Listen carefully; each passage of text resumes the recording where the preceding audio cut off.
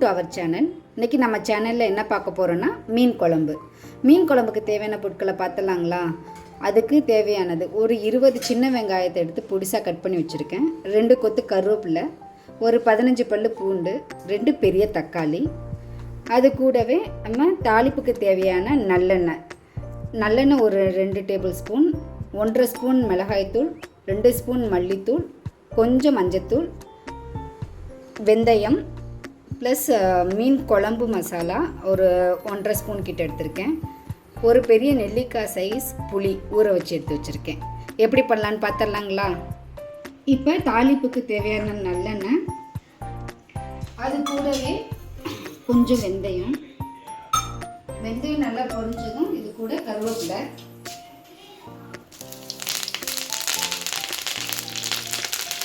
இது கூட பூண்டு,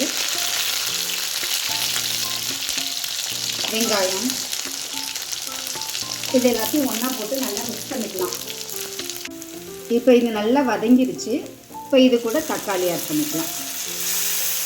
இப்போ இது நல்லா வதங்கிருச்சு. ஸோ அது கூட கொஞ்சம் மஞ்சத்தூள்,